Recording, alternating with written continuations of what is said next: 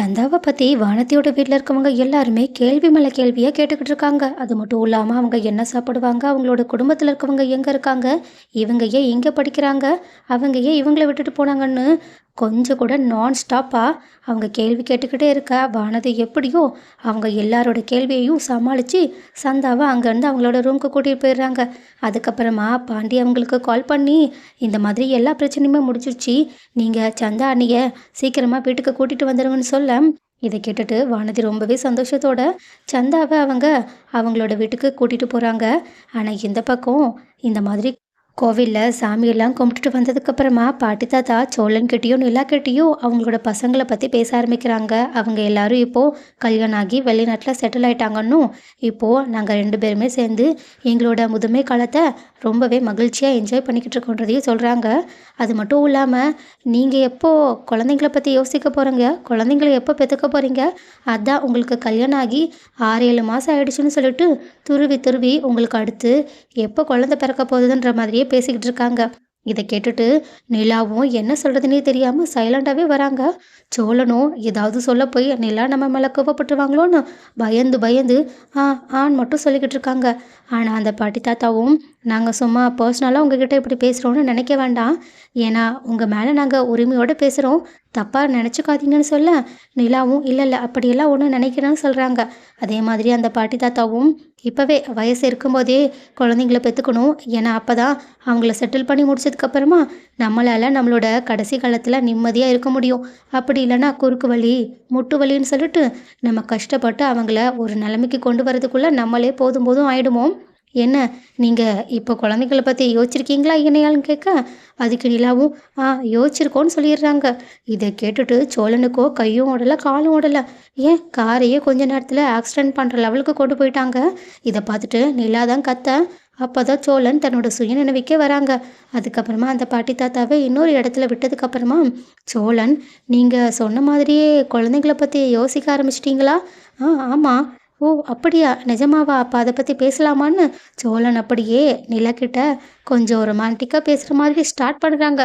ஆனால் நிலாவும் ஆமாம், நான் சொன்னதில் என்ன தப்பு இருக்குது, அதான் உங்களுக்கு அடுத்து வேறு யார் கூடயாவது கல்யாணம் ஆகும்ல, அப்போது கண்டிப்பாக உங்களுக்கு குழந்தை பிறக்கும்ல, நான் அதை பற்றி சொன்னேன்னு சொல்லிடுறாங்க. இதை கேட்டுட்டு சோழனோட முகமே மாறிடுது. ஆனால் நிலாவோ அந்த பக்கம் திரும்பி சோழனை இப்படி நல்லா கலாய்ச்சிக்கிட்டு இருக்கோன்னு சிரிச்சுக்கிட்டு இருக்காங்க. இது சோழனுக்குமே தெரியுது.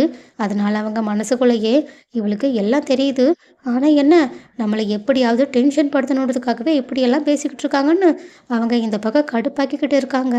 பட் நிலா இப்படி பண்ணுறதுலேருந்தே அவங்களுக்கு கொஞ்சம் கொஞ்சமாக சோழனை ரொம்பவே பிடிக்க ஆரம்பிச்சுன்றது தான் நம்மளால் நல்லாவே புரிஞ்சிக்க முடியுது. அண்ட் ஆல்சோ இந்த பக்கம் சந்தாவை வீட்டுக்கு கூட்டிகிட்டு போன வானதி கிட்ட சேரன் ரொம்பவே தேங்க்ஸ்ன்னு சொல்லிக்கிட்டு இருக்காங்க. ஆனால் வானதியும் அதெல்லாம் கண்டுக்காமல் நம்ம குடும்பத்துக்கு நான் உதவி பண்ணாமல் வேறு யார் பண்ணுவாங்க, ஏன் சந்தா என் கூட இருக்கும்போது நான் ரொம்பவே ஹாப்பியாக இருந்தேன்னு அவங்க பெருமையாக பேசிக்கிட்டு இருக்காங்க. இதை பார்த்துட்டு பாண்டிக்கோ ரொம்பவே பெருமையாக இருக்குது, அவங்க ரொம்பவே சந்தோஷமாக இருக்காங்க.